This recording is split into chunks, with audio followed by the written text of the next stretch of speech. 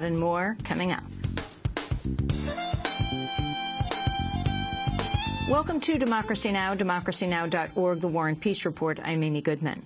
The nation's biggest lenders are reportedly preparing to create a compensation fund for borrowers who lost their homes in improper foreclosures. According to the Washington Post, banks are negotiating details with officials heading the foreclosure investigation by all 50 state attorneys general. The probe was launched last month following revelations mortgage companies made misleading or fraudulent statements and signed off on documents without proper review to approve foreclosures.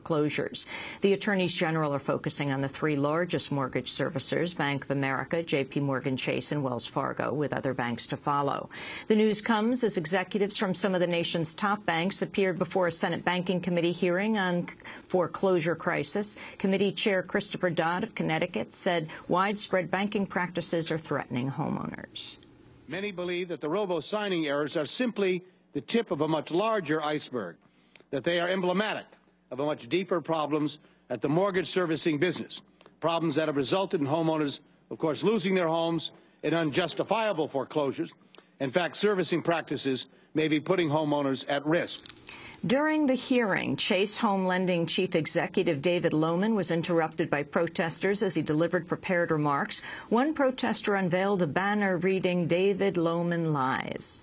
A top NATO official says foreign troops could remain in Afghanistan far beyond a newly touted withdrawal deadline. The Obama administration said it will extend a conditional date for withdrawing troops by 3 years to 2014.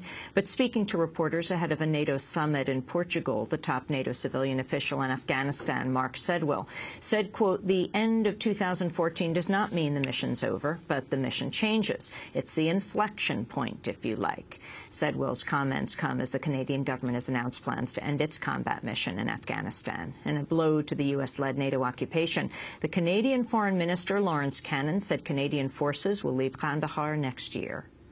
And despite the urgings of our NATO allies, we shall withdraw from Kandahar and shut down our combat mission. But we are not abandoning the Afghan people. After 2011, our efforts will be centered in Kabul. We shall dedicate ourselves to development, diplomacy, and a non-combat role in training members of the Afghan National Security Forces. Protests are continuing in Haiti over the cholera outbreak that's now killed over 1,000 people. On Tuesday, residents clashed with UN troops in the city of Cap-Haitien for the second consecutive day. Nepalese troops stationed there have been accused of inadvertently bringing the cholera outbreak to Haiti. Haitian President René Préval has issued a nationwide appeal for calm a week before elections to choose his successor. At a camp for earthquake survivors in Port-au-Prince, community activist Fenel Domersant said Haitian and UN officials have failed to properly warn residents. We do not receive any aid here in this camp. You would think there was never a problem here because no one ever came here to campaign against cholera and make the people aware of the situation. The UN Security Council has rejected a plea to investigate the Moroccan government's recent crackdown on the pro-independence movement in Western Sahara. Moroccan security forces last week raided a camp where some 20,000 Sahrawis staged a massive protest against the Moroccan occupation. Dozens of protesters were wounded. Representatives of Western Sahara's Polisario Front had asked the United Nations to send a fact-finding mission to investigate, but on Tuesday, the Security Council denied the request, instead releasing a statement deploring the recent violence without saying who is to blame.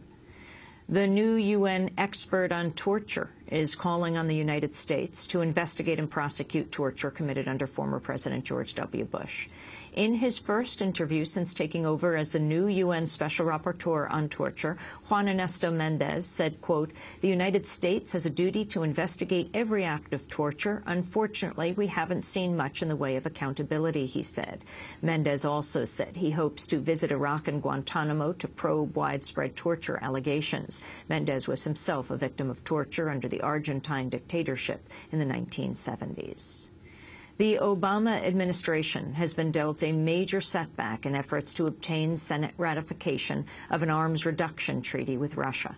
The new Strategic Arms Reduction Treaty, or New START, calls for the United States and Russia to cut their deployed arsenals to 1,550 nuclear warheads and 700 missile silos and bombers each. On Tuesday, Republican Senator Jon Kyl of Arizona said the pact shouldn't be voted on until next year. Kyl had previously broken with other Republicans to back the treaty. His new stance means Democrats will have to obtain 14 Senate Republican votes in the next Congress instead of the 8 they would currently need with a greater Senate majority. A congressional panel has convicted Democratic Congressmember Charles Rangel of New York on 11 counts of ethics violations. Rangel was cited for acts including failing to report rental income, improperly leasing a rent-stabilized apartment, and receiving donations from people with business before Congress. The House prosecutor, R. Blake Chisholm, said there is no evidence Rangel engaged in corruption, but maintained his practices violated congressional ethics rules. Rangel had asked for a delay in the trial because he says he couldn't afford to pay his attorneys. The full House Ethics Committee will now deliberate on whether to punish Rangel beginning on Thursday. A team of scientific experts has faulted BP, its contractors, and government officials for missteps that led to the Gulf of Mexico oil spill. In a preliminary report, a 15-member committee from the National Academy of Engineering says BP's, quote, insufficient consideration of risk and lack of operating discipline contributed to the largest offshore oil spill in U.S. history. The report also criticizes the Minerals Management Service, the government agency responsible for overseeing offshore drilling, for, quote, insufficient checks and balances for decisions on well safety. Overall, the report says regulation of oil drilling has been, quote, relatively minimal compared to other high-risk industries. Dozens of people gathered here in New York Tuesday night to protest a fundraiser for a group that finances Israeli settlements in the occupied West Bank city of Hebron. The Hebron Fund is one of over 24 tax-exempt U.S. charities that have raised millions of dollars for West Bank settlements.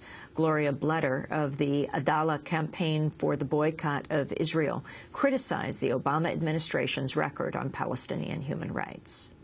We're against exacerbating the facts of the occupation. It's been so terrible up till now, what Israel has been doing, and militarily, and killing and starving Gazans and people in the West Bank, that every time it seems to get worse. It seems like they up the ante again and again, and this government, Obama, is going along with them. It doesn't stand up to them. The American Civil Liberties Union and the Southern Poverty Law Center have filed a federal class action suit against the operators of a for-profit youth prison in Mississippi.